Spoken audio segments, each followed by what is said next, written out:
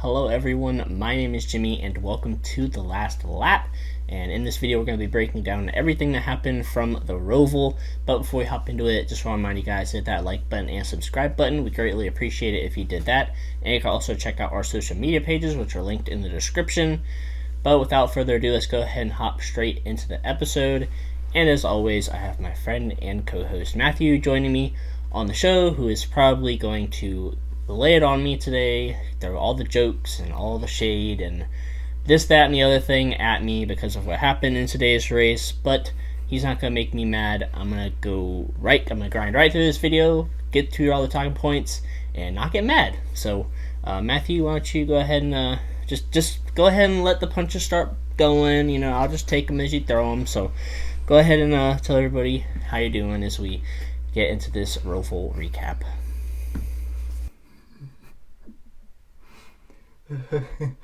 It's been a great afternoon. Let's just say that. So what a interesting race. No. Interesting ending. Let's just say that the first 90% part of the race. If you didn't see the first 90% part of the race, trust me, you did not miss much at all. So we'll get into that. But how are you doing today, Jimmy? You doing good today? The king of the road courses, they say, went 0-6 of the year. Can you believe it? I certainly can't, especially since basically the last two or three road courses in the bag, and then just went away. How you doing there, Jimmy? You doing good? Let's get this thing started. I'm ready to get going right here. I'm just going to say congratulations to Christopher Bell and leave it at that for that initial question. No. You got more to say. I'll get my thoughts on what happened after I go over the race recap, but track position was important pretty much all day long. A lot of playoff drivers, they opted to stay out at the end of the stages to get stage points and sacrifice their track position after that so they could at least have some points locked in. Like Joe Logano literally led all 25 laps of stage 1 from the pole, won the stage, got a playoff point, got 10 points as well. And then there were a lot of problems for playoff drivers in stage 3. Daniel Suarez, he lost power steering, and it was so hard to see him drive that race car. He went like 2 laps down, I think, under green flag conditions because it was so hard to drive. He was complaining on the radio. So I felt really bad for Daniel Suarez. It was really tough to watch and hear him drive that race car. Ross Chastain, he hit the wall and bent the toe link. He actually had to go to the garage to repair it. And Kyle Larson also hit the wall and damaged the toe link on his car, so he had to replace that as well. All those drivers were several laps down, just hanging on, hoping something would happen to where they would be able to just where they were at, be able to make it onto the round of 8. And then so Chase Elliott, AJ Allmendinger, and Tyler Reddick, they were the 3 cars at the top of the field most of the day. Chase Elliott leapfrogged into the lead after green flag pit stops. And with 5 laps to go, one of the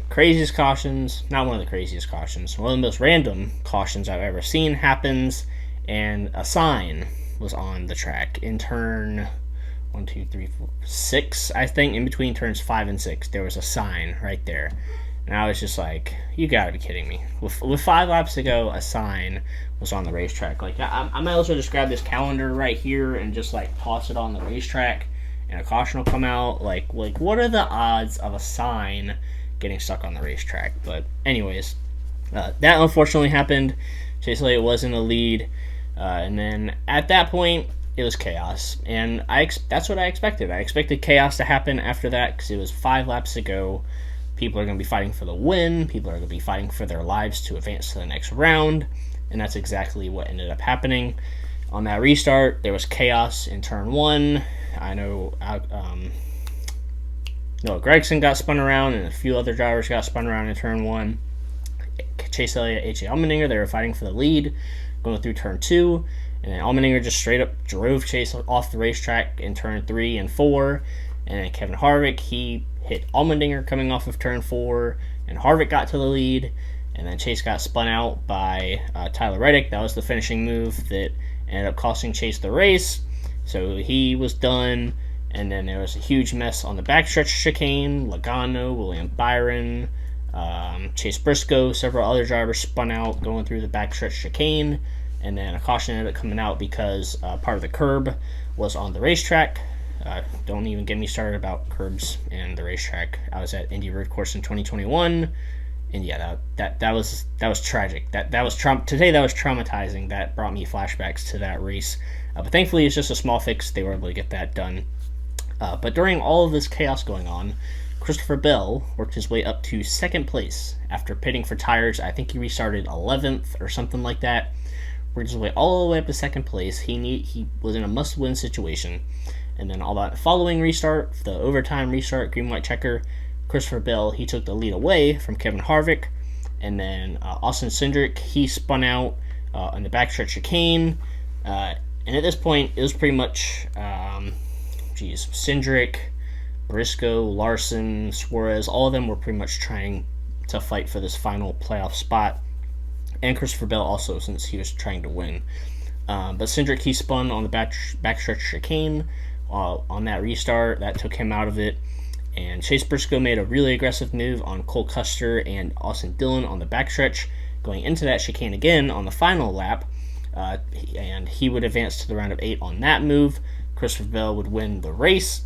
And that move that Chase Briscoe did was under review, actually, by NASCAR on Cole Custer's part, because they believe he might have checked up and held up Austin Dillon, which allowed Chase Briscoe to get by both of them going into the chicane there. But no penalty would affect Chase Briscoe. He's locked in. He's good. So who got knocked out of the playoffs? Championship driver last year, Kyle Larson, got knocked out of the round of 12. He is eliminated. He is done, which is absolutely shocking to me. I would thought that his points cushion would have been good enough for where he was before all that chaos happened after he bent the toe link, but apparently not.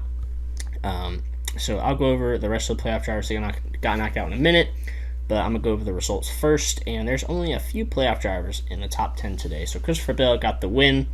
Your driver Kyle Busch snuck into third place, and the Kaulig cars, AJ Allmendinger and Justin Haley, finished 4th and 5th. Justin Haley is up there pretty much in the top 5, top 10 all day, so really great run for him. We got Chase Briscoe down there in 9th, and then for our other playoff drivers, a lot of them outside the top 10 here. Denny Hamlin, William Byron, Joey Logano, Chase Elliott, Austin Cindric, Ryan Blaney 26th, Kyle Larson, Daniel Suarez, Ross Chastain, all with their issues 35th through 37th. But yeah, this was the race was really calm, and then that caution for the sign came out, and then it got crazy. So I'm going to also look at the playoff grid, the updated playoff grid, as we go into the round of 8. Chase Elliott is back up at the top, and then Logano, Chastain, and Bell are above the cut line, and William Byron, Ryan Blaney, Denny Hamlin, and Chase Briscoe are all below the cut line. So yeah, Kyle Larson eliminated, trying to defend his championship. Austin Cindric eliminated as well. Daniel Suarez, unfortunately, with the power steering issue, and then Alex Bowman, obviously, unfortunately, out with the concussion-like symptoms, also out of the round of 12. So now we get on to my thoughts. And I figure I'll start off with my thoughts with the whole, Chase Elliott incident and everything. I'll get that out of the way. So, when that caution came out for the sign, I knew it was going to be chaos. So as soon as that caution came out, I was like, yeah, Chase probably is not going to win this race because somebody is going to force him off the track or spin him out or something else. And sure enough, that's exactly what happened. First of all, AJ Allmendinger just drove into turn 3 with no care in the world and shoved Chase Elliott out of the way. And then Tyler Reddick makes a dive bomb move in turn 6 and spins him out and ruins his race. So I was pretty much expecting something to happen. As soon as that caution came out, I was like, well, we're not going to win now. So unfortunately, that's how it is with these late race restarts and road courses. People just don't have a care in the world for anybody, and they just run whoever off the track and dump people and wheel hop and jump the curb and just take everybody out. It was absolutely crazy. Now I'm going to talk about the next-gen car, an actual racing product we saw on track today. It's so funny because last year we were talking about the exact opposite of what happened. We thought that the short tracks and road courses were fantastic last year, and that the intermediate tracks needed fixed. But now it's completely opposite. The intermediate tracks, the 1.5 mile tracks and 2 mile tracks, they're fantastic. But now the short tracks and road courses stink. So I just kind of find it kind of funny how that happened. Completely opposite from last year. But yeah, the performance package does need to be fixed, and the car itself does need to have some tweaks made to it to hopefully improve the short track and road course racing next year. But obviously, first and foremost, on my agenda at least, is safety before any type of product of racing on the racetrack. But yeah, and then just concluding, Kyle Larson, very unfortunate to see him get knocked out of the playoffs. I am very happy for Chase Briscoe and Christopher Bell, though. Christopher Bell had a really good round of 16, and then the round of 12 was not on his side at all until this win today. And then Chase Briscoe, I've always loved him since he got in the sport. I love his story, so very happy for him. He only has 3 top 5s on the season, but he's in the round of 8, so good for him. Hopefully he can make some noise in the round of 8. But yeah, I think that's about it for the race results, the race recap. Unfortunately, my thoughts about Chase Elliott being taken out. But hey, Chase, he's 31 points going into the round of 8. As long as he doesn't take any mulligans like he has the past 2 rounds, I think he should be a pretty easy lock for the championship 4. Fingers crossed. So hopefully that can happen. But anyways, Matthew, go ahead and tell everybody your thoughts about what you saw from today at the Roval. Well, like I said earlier, if you did not see 90% of the race, which was basically around from the very first lap to like 10 laps to go, you did not miss anything at all. I'm just gonna say that the racing today was not that good at all. And that's the problem with these short tracks and road courses with this car. They have barely any horsepower, and they have barely any RPMs. They have to add horsepower. They have to add more RPMs because you get zero takeoff speed off the corner. I mean, the car is basically stalled out. I mean, it doesn't matter if you're like 1 second or 14 seconds behind. So you're just stalled out. You can't go anywhere. You can't, be like the fastest car on the track because, I mean, you can't go anywhere. So they gotta fix that this all season. They have to add horsepower. Either go back to like 750 or even 800 horsepower. I don't care. They gotta add a horsepower to these short tracks and road courses. And especially since we're going to have the Chicago Street Course next year and North Wilkesboro next year. They cannot mess those 2 races up. So they need to make that change immediately. Okay. But besides that, after that 90% became the Indy Road Course of chaos, basically. And this is so funny. Of all things for a caution to come out, it was literally a gigantic piece of paper. A big old billboard. I'm sorry, I was laughing so hard when that happened. I will clarify that I do think it was the right call if they did throw the caution for it because it was in the racing groove. But when I saw that, I was like, really? A sign? Like, it couldn't have just gotten, like, blown out of the way or something? But I did want to clarify that I do think it was the right call, but it's just so shocking that was the cause of the caution. Well, I knew you said it was the right call, but, there's going to be a couple of those Elliott bandwagons that are going to start crying about that caution. They'd rather have it on the track, apparently, but, that was the absolute right call, of course. It was on the racing circuit. It would be a whole different story if it was on the grass. On the grass. But it was on the racetrack. So that was the absolute right call. Which I was actually surprised. Knowing NASCAR and Chase Elliott leading, I thought they would leave it green, like Nashville this year. But, actually great call from NASCAR. Good job. He actually got a right call for once. Okay, so after that, it became the Indy Road Course, basically, when it came to Chaos and Wreckfest. Which, I normally don't like it, but for this race, I didn't mind it because literally almost nothing happened the first 90% of the race. So I'm like, hey, maybe we'll finally get something good going here. which we definitely got a lot of chaos. Let's just say that. Hey, I feel for you for what AJ Allmendinger did there. I mean, he basically did the same thing to Ty Gibbs on the last restart, the Xfinity race, almost put him in the wall for the win. So I feel you right there. And then Tyler Reddick getting into him. I mean, Tyler Reddick basically just dive bombed in there. I'll say that. I mean, could that be considered payback though? Because if you remember Watkins Glen after when Elliott got bumped by Larson, of course, there was on board footage of Chase Elliott basically just not even trying to pass Tyler Reddick. He just basically just bulldozed him out of the way there. Maybe Tyler Reddick remembers that. Like, hey, I remember what you did on the last road course. I'm not gonna let that slide. I mean, I don't know if that's related or anything, but kind of a coincidence in my opinion. But congratulations though to Christopher Bell. I mean, he's had an amazing playoffs on the first round. The second round, not so much. I mean, it's not all his fault though. It was all bad luck.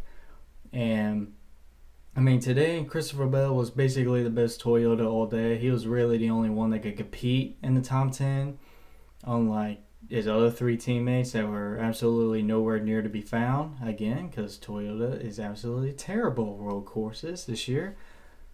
And they did pull off a big strategy call there by pitting. I mean, they had nothing to lose. They had to win, basically. And you got to give Adam Stevens credit, Adam Stevens won 2 championships. He knows these situations real well, so brilliant call. And I'm happy Christopher Bell's in the third round. He absolutely deserves it. And now that he's going to be a championship contender, in my opinion. Because I know he had a rough second round, but I think with his third round, he's going to be really, really good. I mean, the first round, he was really, really good.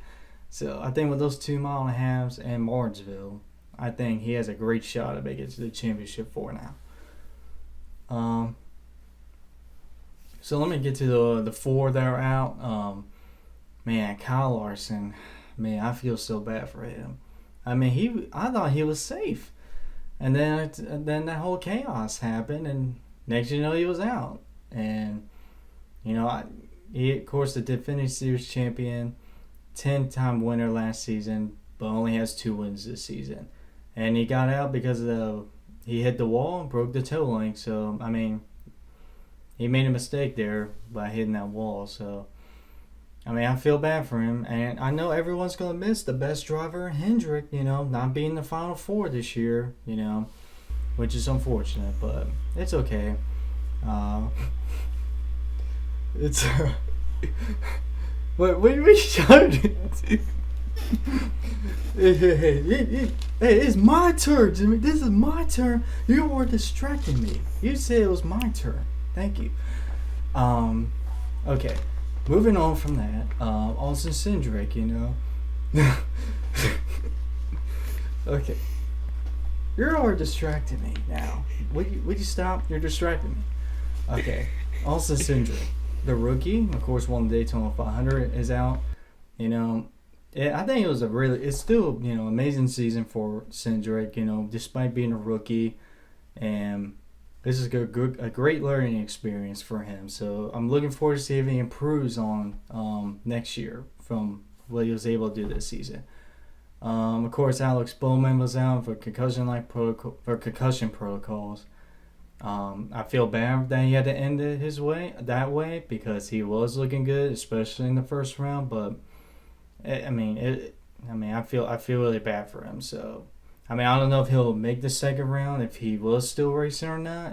I can't make that prediction, but unfortunately, he is out the second round for that. And Daniel Suarez is out, which I'm also surprised by that as well because I thought he was going to move on to the third round. But unfortunately, he had power steering issues. And he was really having a hard time driving that car with no power steering. That's like the worst workout you can ever have is steering a 3,400-pound car on a road course. So, I feel bad that happened to him. The quote unquote crappy parts, but yeah. So those are the 4 out, and now we move on to the 3rd round. So looking forward to Vegas next week, and another chaotic Charlotte Roval, or semi-chaotic Charlotte Roval. If you just forget like the first 90% of the race. So yeah, it was a really chaotic ending there. So congratulations, Christopher Bell, and I'm looking forward to next week. That was all your fault that you were looking at your computer screen and while I was distracting you with fingers and pointing to my cap and making gestures. That's all your fault for looking. But anyways, I was just speaking facts here. I don't know what you're trying to get at here. I'm just gonna keep pointing to this. That's all I'm gonna say. But I do want to quickly go over our playoff brackets, yours and mine. So we each got 5 picks correct for the round of 8, and so I had Chase Elliott, Joey Logano, Ross Chastain, Denny Hamlin, and Ryan Blaney moving on. And you had Elliott, Logano, Chastain, Hamlin, and Christopher Bell moving on. And I got Larson wrong, Reddick wrong, and Kyle Busch wrong. And it was the same for you. We both had Larson, Kyle Busch, and Tyler Reddick moving on to the round of 8. And that did not happen. The Reddick and Busch one did not age well at all. Yeah, those didn't age well for us at all, especially since you had Reddick going on to your championship 4. But we both had Larson going to our championship 4, so that pretty much tanked our brackets for good. And now rating this race, I honestly have no idea what to rate this race. I'm still trying to process everything that happened those final 2 restarts. I think I'm gonna leave it at just like a 5, like just in the middle, because the racing was probably like a 3, and the stuff at the end probably made like a 7. So like a 5 is like a perfect combination. So I'm gonna go to a 5, just like right in the middle. I honestly, the chaos at the end was nice, but like there was just so many wrecks and incidents going on. Like on that first restart, there were like 3 or 4 different things going on, and then on the final one, 2 or 3 or 4 other wrecks happened. So I just hate how the road courses come down to everybody just like not caring about anything and making 4 wide moves when you're in 15th place. Like Ryan Blaney said it well after the race, but yeah, I don't know. That's just too much for me when people just don't care about the person next to them, kind of like what Joey Logano did at Indy Road Course. But I'll leave it like flat, right in the middle, 5 out of 10. Matthew, what are you gonna rate this race? It's gonna be a 4 out of 10 for me on this one. Like I said, you did not miss much if you didn't see the more than half the race. And the only reason this race was even saved was because of those overtime restarts, which were absolutely chaos. But I wasn't gonna fall asleep during that. So yeah, I gotta give it a 4 out of 10 though. They have to add horsepower on these road courses, man. All right, now we're going to hop into our fantasy points, and it was another very close week for both of us. You got me by 1 point this week. You had 131 points. I had 130. Another pretty bad performance for both of us there. So now my lead is only 9 points on you as we head into the round of 8 starting at Las Vegas. So that'll be interesting to see how things get as we get closer to the final race of the season. But Matthew, do you have any other final thoughts before we go ahead and finish up this video? One thing I did forget was I am so shocked that Chase Briscoe is in the 3rd round of playoffs. If you would have told me that in the beginning of the playoffs, I would have thought you'd be crazy. There's just no way, because he was so inconsistent after his Phoenix win. But, he's in the 3rd round, and just watch him go in the championship 4, and it'll be a Phoenix where he got his first win, and he wins the race. Just imagine that. But, hey, if that does happen, though, you gotta save this clip for when we get to that Phoenix weekend. But, yeah, I am happy for Chase Briscoe for exceeding the expectations, being like the upset basically. So that's good for him. But, yeah. with this playoff format, anything can happen, and that has proved to be the case so far this year, with Kyle Larson being eliminated now, along with Kyle Busch, Kevin Harvick, and Tyler Reddick in the first round, and Chase Briscoe making it to the round of 8. A lot of things can happen, and we still have 4 more races to go in the season. So make sure you guys stay tuned to the channel for updates, because we're going to be posting videos all the way through the rest of the season.